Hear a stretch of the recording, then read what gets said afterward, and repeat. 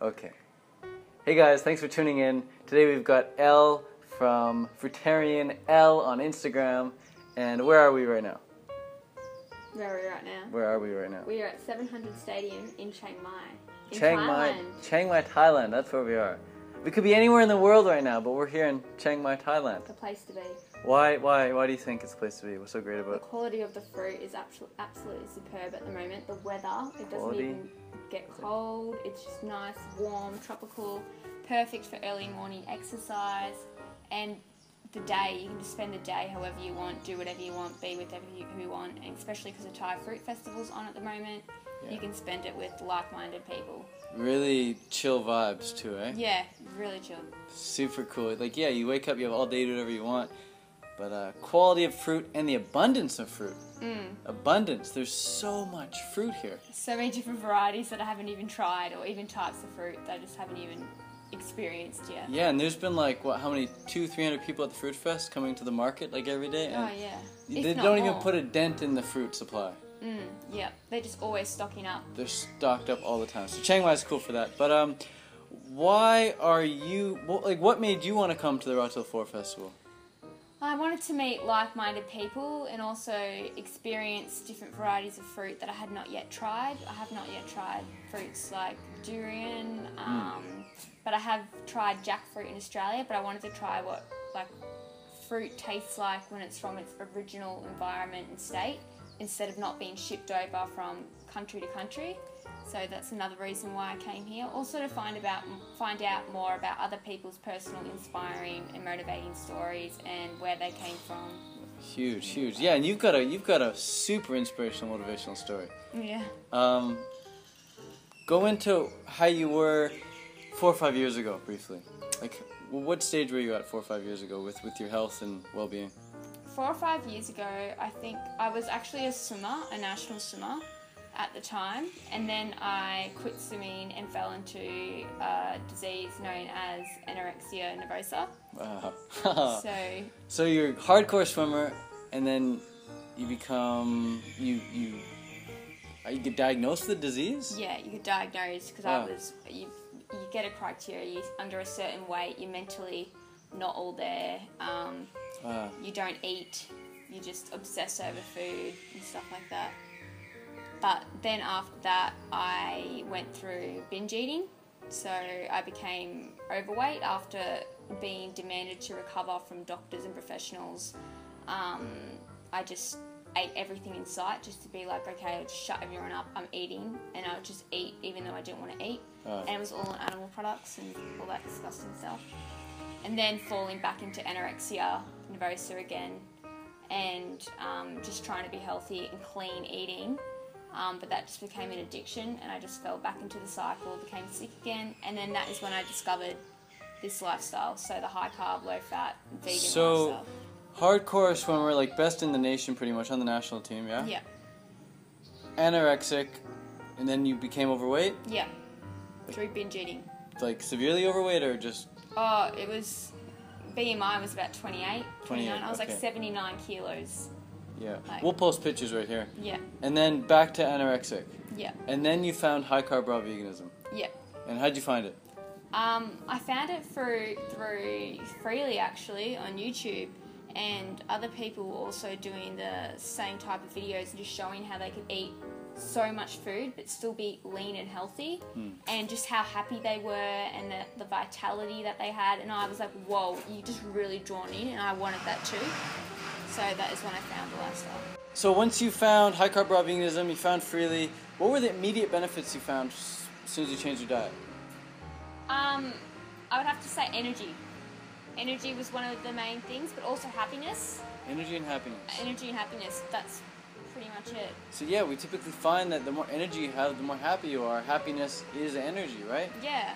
When you're happy, you just have all the energy in the world, and when you're depressed, you're compressed and you don't have any energy. And you just want to not do anything. So, and then now you just want to come to places like this and live your life.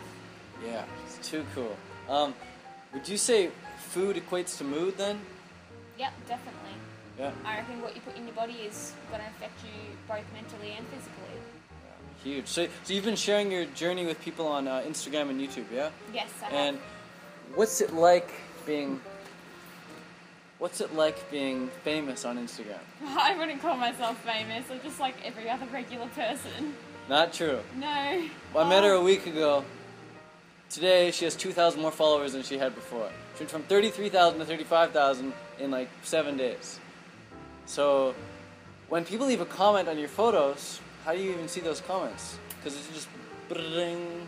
It gets hard to see everyone's comments, and I'm sorry if I can't reply to every single one of them. I really do try, but I actually have to click individually into the photo and scroll up and down to see everyone's comments. I can't even see it in my feed because just likes push everything down. Yeah. But I do try and... So stop liking her photos. No, double tap. Double tap. And YouTube.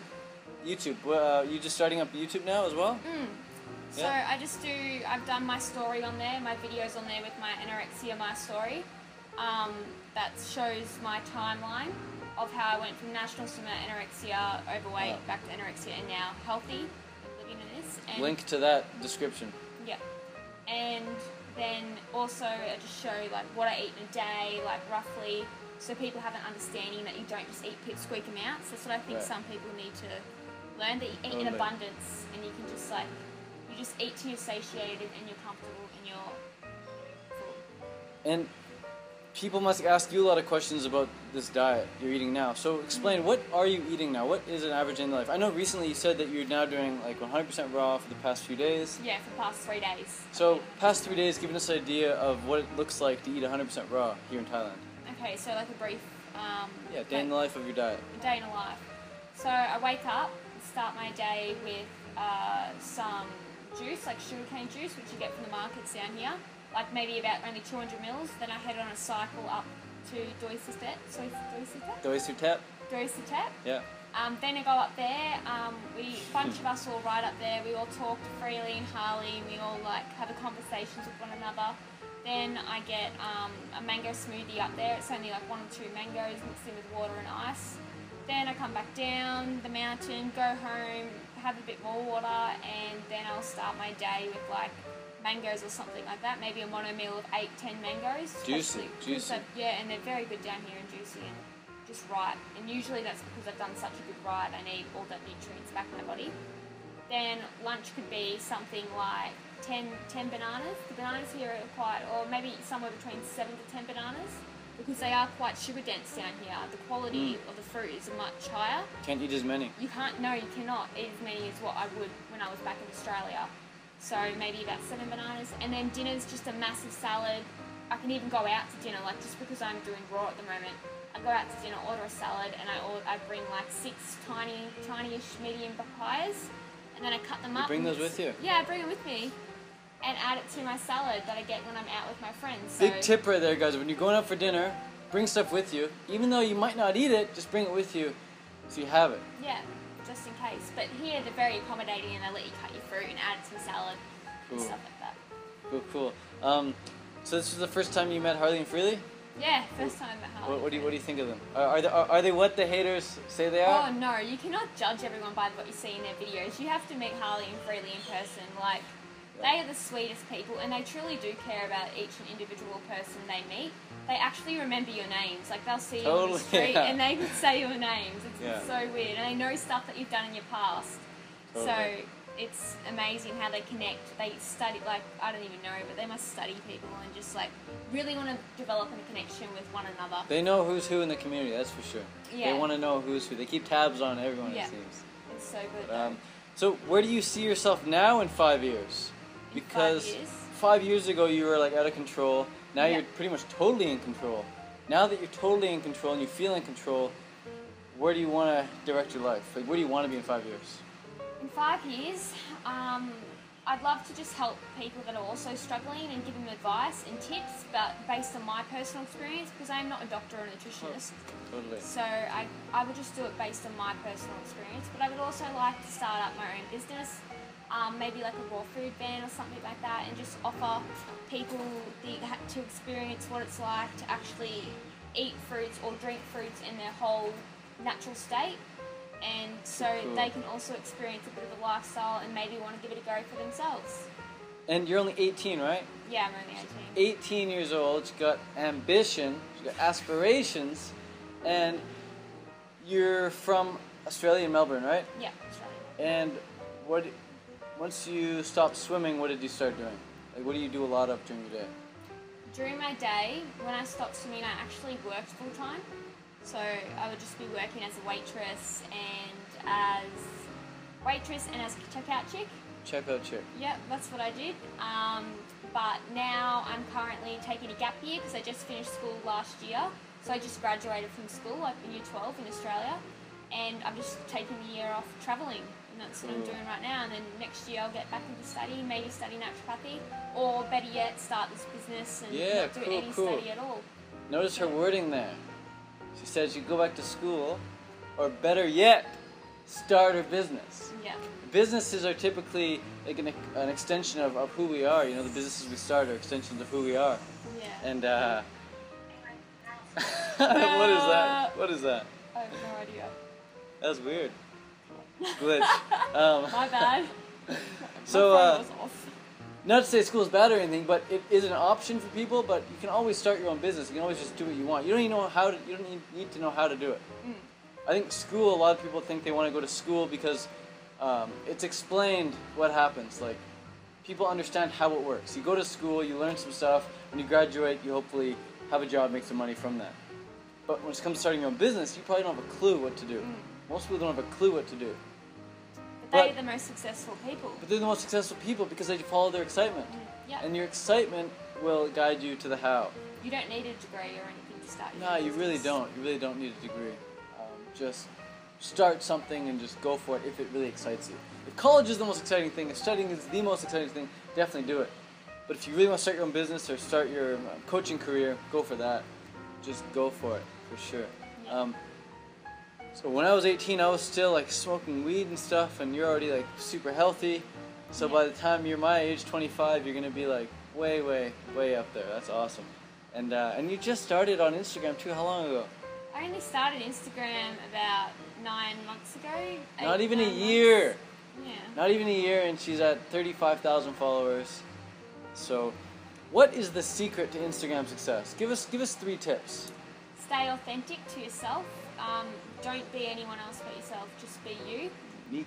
Connect with your followers and people that comment. Actually develop like friendships, or even just try and help everyone out the best you can. Don't just let comments flow. Actually try and answer every single, well, not every single one, but like the like-minded comments that are legitimate and they really want to know a heartfelt answer. You need to try and answer them as best as you can. Why is that important?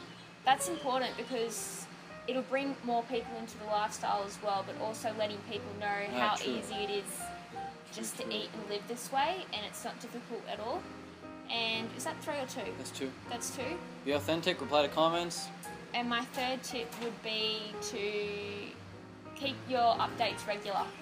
So Post regularly. Yeah. Meaning what? Once a week? No, once a day. Once a day. Once a day. Once a day. What if you post 3 times a day? Is that okay?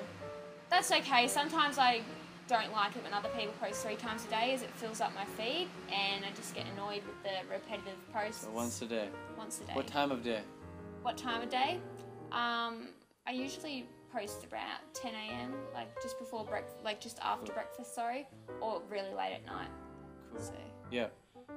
Here in Chiang Mai and even in Australia, I guess if you're posting around 10 a.m. or right before you go to bed, like around 9 or even 10 p.m., that's more likely going to show up in people's North America's newsfeed at just the right time.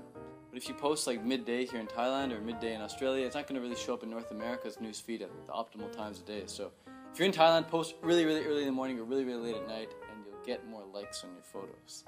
That's been proven. Yeah. If you have mainly North American following. But cool. And then with YouTube, how many videos do you have on YouTube? I have maybe about 15 now. 15? And you see yourself growing that massively? Do you want to be putting out heaps of videos? Yeah, I'm just gonna try and do once a week. Once a week. Once or twice a week. I'm trying to do my videos. I'll be changing my name to probably Elle Tayla soon, so I can bring people in from different areas of life. So it's not just vegans that have to follow, but I can bring in people that aren't vegan yet, but maybe want to explore the lifestyle and give it a go. What's your last name? My last name's Litso. What's Taylor? Your middle name? Taylor's middle name. branding yourself. So Elle Tayla. Yep. Elle Tayla, cool. And when it comes to diet, give our viewers here 3 tips when it comes to succeeding on a high-carb vegan diet, and 1 tip to succeed on a raw diet. Alright, so succeeding on a high-carb vegan diet would definitely be to eat enough calories. Get enough, meaning don't go to bed hungry. Don't go to bed hungry. Start off your day, try and eat larger in the morning than what you do at night, so you don't have to stuff your face right before bed. It's a numbers game, yeah. If you start early in the morning, you don't have to push it late at night. Because you won't get that binge urge because you're not satiated and you want to eat everything. And then my 3rd tip would be eat ripe fruit that is in season, ripe fruit and vegetables. So don't eat stuff that is unripe, because then you're just not giving your glucose, you're not giving your body the glucose it needs to run efficiently. And then when following a raw vegan diet, I would suggest just again eating enough calories. Maybe you have to eat a bit more actually. When you're first starting out, probably, yeah. Yeah, to stay satiated, because it's so different, because cooked meals are so dense and heavy, and you just, with fruit, it's more light feeling, and you may not be used to it, and your body may be craving nutrients. Yeah, when it comes to volume, absolutely you gotta eat more. And when it comes to calories, it's pretty much gonna be even cooked food and raw food, but it's just gonna seem like you're eating way more food. Yeah. Because with cooked food, like a meal can be like this big. With raw food, there's no meal that big. Yeah. Every meal has to be like that big. Yeah, too true. For a 5-year-old or for a 50-year-old, the meal's gotta be big. Yeah, and that also the raw meal will have a lot more nutrients than what the cooked meal does, because the cooking kills off a lot of the nutrients as well.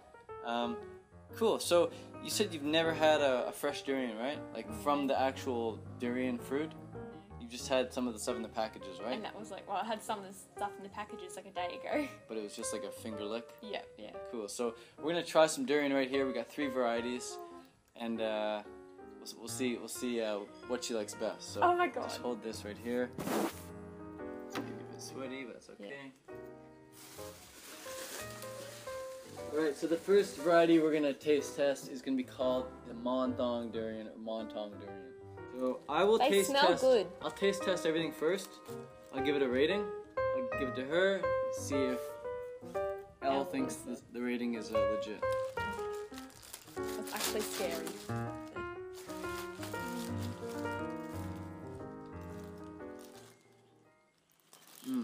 Oh yeah. Well.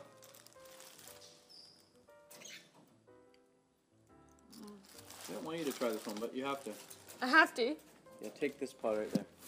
That one? I give this one like a 3.8 out of 10.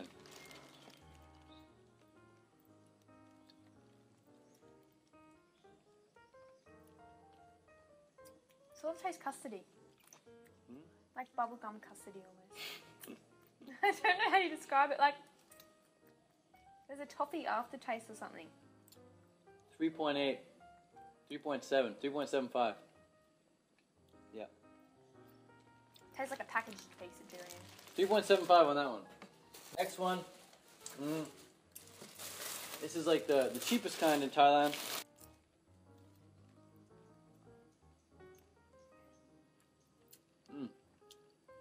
Much thicker.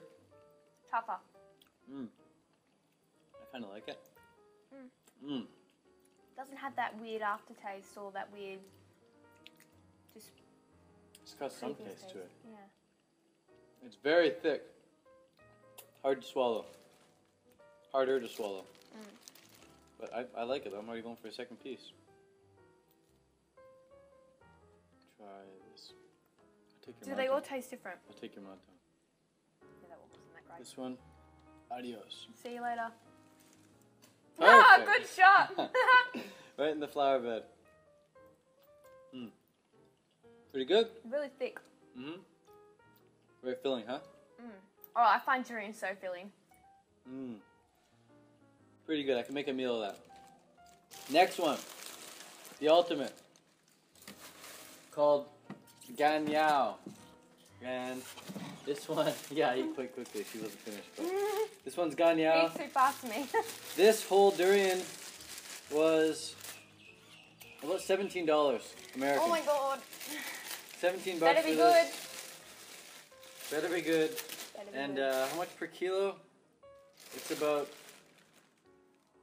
$10 per kilo, $9 per kilo. It's beautiful. Okay, how are we gonna do this one? Oh my gosh. Okay. Here's one piece for you, Thank you, Ted. and one piece for me. Mmm. That's so good. Oh yeah. That's so good. Caramelly? How do you even describe it? I don't even know how you describe the flavour. You just give it a rating. Just a number. I'm a noob when it comes to durian. Mmm. This is as good as I'm making it sound. It's probably a high 6, 6.9, or low 7, but way better than those last two. I agree with that. Well, cool. Thank you, Ted. Now you've tried it. Yep, now I've tried durian fresh out of a pod. What has been your best fruit experience ever, all time? Best fruit experience would have to be when I got jammy figs for like 2 weeks Figs. in Melbourne. That you could eat the skin and it didn't burn your tongue because Wow. they were perfectly ripe and they were just exploding with flavour. But it was just like eating jam out of a jar but from a fruit. Seriously. So that's probably my best fruit experience. So why do people eat anything but fruit? If fruit can be that good. Just the way they've been educated, I guess. Fruit's bad for you, fruit makes you fat. What else do they say? It's too expensive. Too expensive, you can't get all your nutrients that you need when you can get every nutrients that your body requires off fruit. So, Totally. Fruit, complete protein. Everything you need. Everything you need. Every fruit, every essential amino acid, every vitamin, mineral. If it wasn't the case, I wouldn't be here. She wouldn't be here. She's been eating way too much fruit. yeah. Way too much fruit. Yep, totally. Cool. Well, we're gonna finish off these durian, especially this one, and close. Camera died. Good Really? timing. That's good. Is it dead? Yeah. Oh, I just okay. heard it beep. Yeah. Does that mean that we're done? Yeah. Oh, that was good. That was good timing. So I just put a note saying camera died. Camera died. That was good timing. Thank you so much, Ted, for the opportunity. I hope you have a good day today. And, woo, love durian now. Might be having durian party again tonight in the park. Looking forward to it. Thanks again, Ted.